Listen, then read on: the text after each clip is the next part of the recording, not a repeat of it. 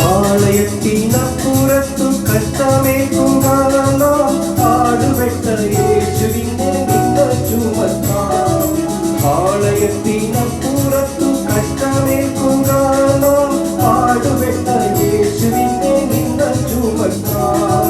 നിൽക്കുന്നവരും ഇവിടെ പോർക്കളത്തിലൊക്കെ നാം നിൽക്കവേണ്ട പോർക്കൊരു യാത്ര തുടരാം. നിൽക്കുന്നവരും ഇവിടെ പോർക്കളത്തിലൊക്കെ നാം നിൽക്കവേണ്ട പോർക്കൊരു യാത്ര തുടരാം. വേഗം യാത്ര തുടരാം. ദൈവനാമത്തിന് മഹത്വമുണ്ടാകട്ടെ. ഇന്നത്തെ പ്രഭാത ധ്യാനത്തിനായി 30-ാം സങ്കീർത്തനം 12-ാം വാക്യം. ഞാൻ മൗനമായിരിക്കാതെ നിനക്ക് സ്തുതി പാടേണ്ടതിന് തന്നെ എൻ്റെ ദൈവമായ യഹോവേ, ഞാൻ എന്നേക്ക് നിനക്ക് സ്തോത്രം ചെയ്യും. ഈ സങ്കീർത്തനം ദൈവകോപത്തെക്കുറിച്ച് പറഞ്ഞ് ആരംഭിച്ചുവെങ്കിൽ അവസാനിക്കുന്നത് അവൻ്റെ പ്രസാദത്തെക്കുറിച്ച് പറഞ്ഞാണ്.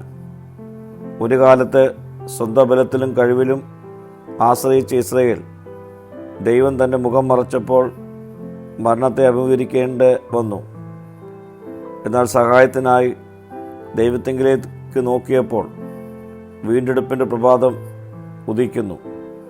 സന്തോഷത്താൽ അവർ ഉടിപ്പിക്കപ്പെടുന്നു. വിടുതൽ പ്രാപിച്ച് അവർ യഹോവയുടെ മഹത്വം കാണുവാനിടയായി. അവർ ഓരോരുത്തൻ അന്ന് പാടി, എൻ്റെ ദൈവമായ യഹോവേ, ഞാൻ എന്നേക്ക് നിനക്ക് സ്തോത്രം ചെയ്യും.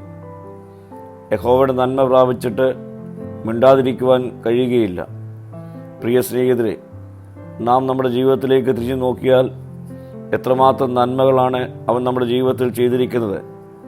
ലഭിക്കാത്തവയോർത്ത് പിറുപിറുക്കുന്നവരായി തീരാതെ ലഭിച്ചവയോർത്ത് നന്ദി കരേറ്റുന്നവരായി നമുക്ക് രൂപപ്പെടാം. പ്രാർത്ഥിക്കാം. കർത്താവേ, ദിനം പ്രതി നിന്നിൽ നിന്ന് ലഭിച്ച ദാനങ്ങളോർത്ത് സ്തുതി കരേറ്റുവാൻ ഞങ്ങളെ ഇടയാക്കണമേ. മഹത്വം നീ എടുക്കണം. യേശുവിൻ്റെ നാമത്തിൽ തന്നെ. ആമീൻ.